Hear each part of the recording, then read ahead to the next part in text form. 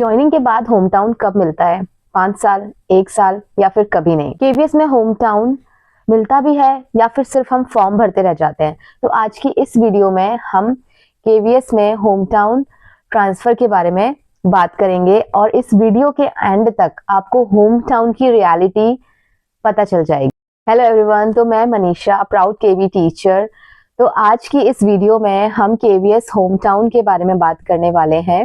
तो इस वीडियो में होम टाउन हम बात करेंगे कि होम टाउन ट्रांसफर क्या होता है, कब मिलता है, कैसे मिलता है भी या नहीं मिलता है, और क्यों टीचर्स जो है वो मोस्टली टीचर्स को होम टाउन जो है वो नहीं मिल पाता, वो क्या क्या ऐसी गलतियां करते हैं जिसके कारण उन्हें होम टाउन ट्रांसफर कभी भी नहीं मिल पाता है। तो इस वीडियो में हम आज इन सब बातों के बारे में डिस्कशन करेंगे। मैं खुद भी बताऊंगी कि मेरा होम टाउन क्या है और क्या मुझे होम टाउन मिला है या फिर मैंने कभी अप्लाई ही नहीं करा उस जगह पर।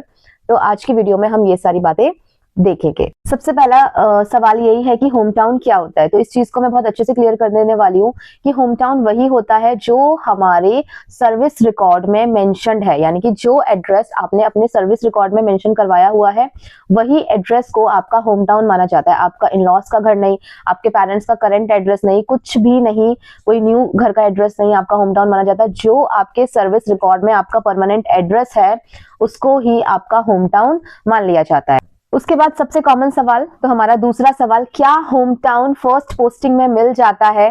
तो इसका जवाब है 99% नहीं। मैं नहीं बोलूंगी कि 100% नहीं, 1% में हमने देखा है कि जिनका नाम मेरिट में ऊपर होता है, यानी कि जो जो टॉप करते हैं, आप बोल सकते हैं कि जो कैंडिडेट्स जो है एग्जाम में बिल्कुल टॉप करते हैं और हाई रैंक जो है उनकी आती है ऊपर से, तो उनको जो है कभी कभी उनकी फर्स्ट प्रेफरेंस मिल जाती है। अब वो बेशक अपनी फर्स्ट प्रेफरेंस होम टाउन मांगते हैं या फिर कोई और शहर मांगते हैं, तो उनको जो है वो चांसेस होते हैं, जिनके मार्क्स ज्यादा होते हैं पूरी कट ऑफ में, पूरी मेरिट में मार्क्स जिनके ज्यादा होते हैं, उन्हें होम टाउन मिलने के चांसेस रहते हैं। तो वो भी लेकिन 1% ही होते हैं। ऐसा नहीं है कि ऊपर से 100 लोगों को, 200 लोगों को उनको चॉइस प्लेस दे दिया, ऐसा नहीं होता। पर बाकी सभी लोगों को नॉन होम टाउन पोस्टिंग जो है वो मिलती है। तो अब बात करते हैं तो होम टाउन ट्रांसफर मिलता कैसे है। तो सबसे पहले हम देखेंगे कि ट्रांसफर का जो प्रोसेस है वो हर साल आपको करना पड़ता है, यानी कि हर साल हर एम्प्लॉय को ट्रांसफर अप्लाई करना होता है, चाहे वो चाहता है ट्रांसफर लेना या नहीं भी चाहता है।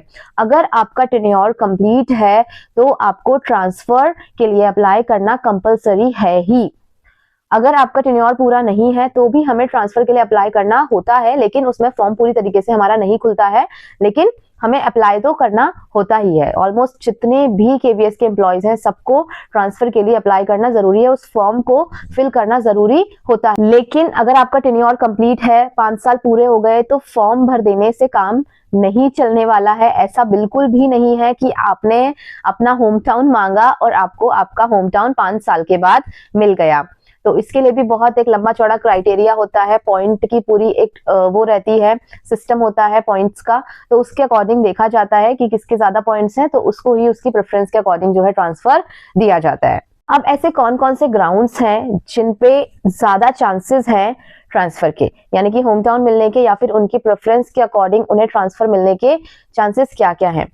तो वो पहला स्ट्रॉन्ग ग्राउंड है स्पाउस ग्राउंड, जिसकी सभी को इस बारे में बहुत अच्छे से पता है कि अगर हमारा स्पाउस जो है, हस्बैंड या वाइफ आपकी सेंट्रल गवर्नमेंट एम्प्लॉय है तो उसके पॉइंट्स ज्यादा हैं। अगर वो स्टेट गवर्नमेंट एम्प्लॉय है तो उसके पॉइंट सेंट्रल गवर्नमेंट से थोड़े कम है। उसके अलावा अगर वो पीएसयू में या पब्लिक सेक्टर में है तो उसके पॉइंट्स स्टेट गवर्नमेंट से भी कम है। अगर वो प्राइवेट है तो उनके पॉइंट्स कुछ भी नहीं होते हैं। तो अगर स्पाउस आपका वर्किंग है और सेंट्रल में है तो आपके बहुत ज्यादा चांसेस रहते हैं कि आप दोनों को ही एक स्टेशन दे दिया जाता है। यहाँ पर कंडीशन ये है कि अगर आपके 5 इयर्स का टेन्योर नहीं कंप्लीट हुआ है तो भी आपको आपकी स्पाउस वाली प्लेस पर पोस्टिंग प्रोवाइड करवा दी जाती है। कभी कभी क्या होता है, सब चीजें होने के बाद आपका, मानिए आपको बहुत ज्यादा प्रॉब्लम भी है, सब कुछ है, आप नहीं रह पा रहे हैं, इतना सब होने के बाद, या फिर आपका टेन्योर पूरा हो गया है, आपको 5 नहीं आपको 7 साल या 8 साल उस स्टेशन पे रहते रहते हो गया है, फिर भी आपको प्रेफरेंस के अकॉर्डिंग ट्रांसफर नहीं मिल रहा है। इसका क्या रीजन है? कड़वा है लेकिन यही सच है। कि कभी कभी ऐसा होता है और हम हमारे स्कूल में और आसपास बहुत से ऐसे लोगों को देख रहे हैं जिन्हें एक स्टेशन पे रहते रहते 7 से 8 साल हो चुके हैं और उन्हें अपना चॉइस स्टेशन जो है नहीं मिल रहा है, हस्बैंड से दूर हैं, बच्चे साथ में हैं, अकेले सब कुछ मैनेज कर रहे हैं, लेकिन ट्रांसफर नहीं मिल रहा। तो रीजन क्या है इस चीज का, अब हम उसकी बात करेंगे। सबसे पहला रीजन है कि वैकेंसीज जो है वो लिमिटेड होती है। ऐसा नहीं है कि एक स्कूल में जो है पूरा 3 सेक्शन का स्कूल है और पूरा का पूरा खाली हो गया, और ऐसा नहीं होता। वहां पर वैकेंसी 1 होगी, 2 होगी, 4 होंगी, 5 होंगी, इससे ज्यादा तो नहीं हो सकती है ना। तो एक स्टेशन पे कम स्कूल्स हैं, स्कूल्स ही 2-3 हैं, तो वही है कि 10-12 वैकेंसी होंगी। अगर लोग आने वाले उस जगह पर बहुत ज्यादा है तो कंपटीशन बहुत ज्यादा हो जाता है। फिर प्रेफरेंस उन्हीं को मिलती है जिनके आपसे ज्यादा पॉइंट्स होते हैं। सारा खेल पॉइंट्स का है।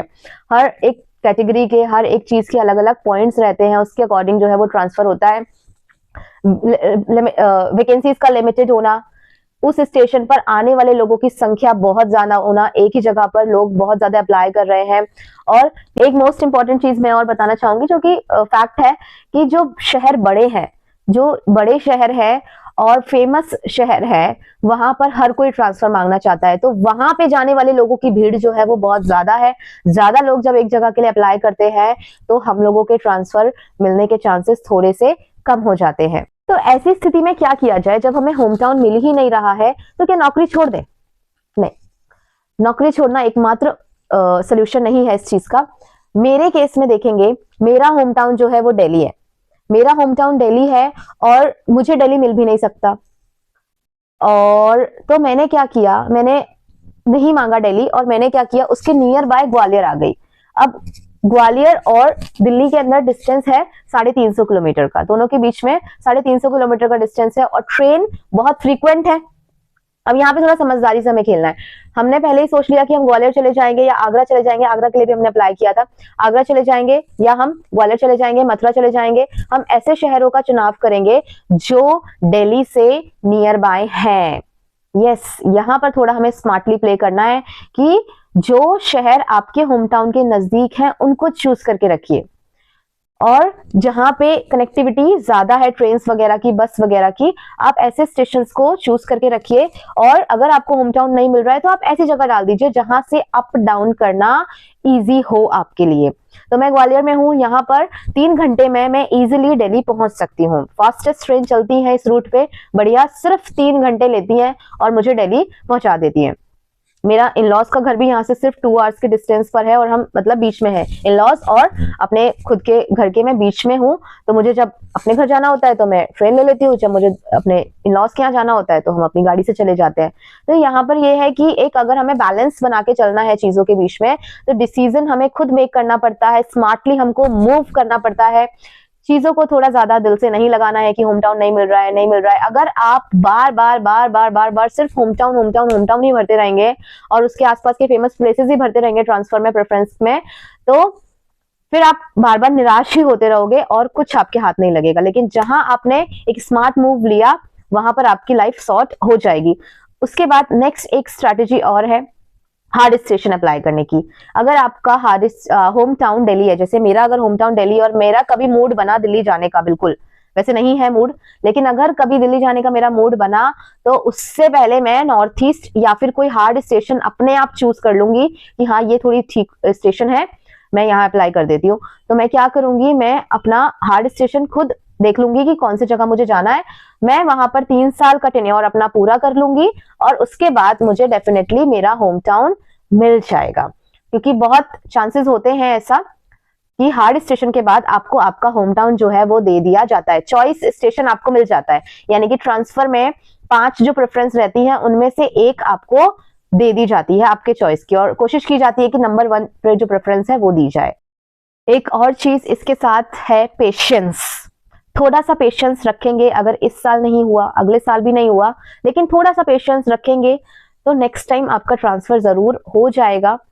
ऐसा देखा गया है कि पेशेंस नहीं रखते हैं लोग और इधर उधर फिर दूसरी जगह अप्लाई कर देते हैं, तो फिर उन्हें परेशानी का सामना जो है बहुत सारा करना पड़ता है। और ये हमारे रियल एक्सपीरियंस है जो हम बता रहे हैं, जो हम लोगों को देखते हैं कि उन्हें दिल्ली नहीं मिला या उन्हें कोई और उनका शहर नहीं मिला, तो वो क्या करते हैं, इधर उधर चले जाते हैं और वो बिना जांचे दूसरा स्टेशन फिल कर देते हैं और वहां उनका ट्रांसफर हो जाता है। फिर वो बहुत ज्यादा परेशान जो है उस जगह पर होते रहते हैं। अगर आपको होम टाउन नहीं मिल रहा, आपको नियर बाय होम टाउन कोई प्लेस नहीं मिल रहा है, तो मैं आपको सजेस्ट करूंगी कि आप एक ऐसी लोकेशन पहले से ही देख कर रखो जिसमें आपकी खुद की ग्रोथ हो, आपके बच्चों के लिए अच्छा हो, है ना, तो आपके घर से नजदीक हो तो बेटर है। नहीं हो तो थोड़ा सा हम देख सकते हैं कि जिसमें हमारा फायदा हो, मतलब बेनिफिट हमारा ही हो। हम कोई एक ऐसा प्लेस जो है वो चूज करके रख सकते हैं। इतना बड़ा इंडिया, बहुत सारी जगहें हैं जहां हम जा सकते हैं और अपने फ्यूचर को है जो वो सिक्योर बना सकते हैं। फैमिली के साथ अटैचमेंट होता है, मैं मानती हूँ, लेकिन बहुत सारी चीजों के लिए हमें परिवार को छोड़ना पड़ता है। हम हमेशा परिवार के साथ नहीं रह सकते हैं,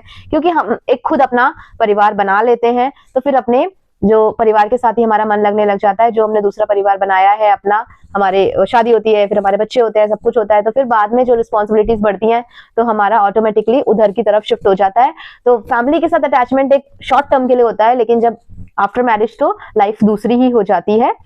तो आज की इस वीडियो में हमने देखा कि ट्रांसफर के क्या क्या है। बस आपको ये सारी चीजों का ध्यान रखना है कि अगर आपका कोई वैलिड रीजन है ट्रांसफर का, तो आप जरूर से उसका डॉक्यूमेंटेशन करके जरूर रखिए। प्रॉपर सर्टिफिकेट्स होने बहुत ज्यादा जरूरी है, क्योंकि अप्लाई करते समय, ट्रांसफर के लिए अप्लाई करते समय आपको उन्हें अपलोड करना पड़ता है सारी चीजों को। स्पाउस केस है, उसमें सर्विस सर्टिफिकेट वगैरह अपना हस्बैंड या वाइफ का जो भी वर्किंग है दूसरे स्टेशन पे उसका लगाना पड़ता है। मतलब प्रॉपर एक प्रोसीजर होता है, हवा में कुछ भी नहीं हो जाता है। तो आई होप आपको मेरी ये वीडियो थोड़ी भी इंफॉर्मेटिव लगी होगी, और अगर सच में लगी है तो आप मेरे वीडियो को लाइक कर सकते हो, चैनल को सब्सक्राइब कर सकते हो। और नेक्स्ट वाली वीडियो जो होगी हमारी डिस्प्लेसमेंट से रिलेटेड होगी कि एक जगह पर हम कितना समय रह सकते हैं और हमें कितना समय बाद वहां से जो है वो हटा दिया जाएगा या डिस्प्लेस किया जाएगा। तो वो चीजें क्या होती हैं उनके बारे में हमारी नेक्स्ट वीडियो में देखेंगे। Till then stay tuned, bye bye, thanks for watching.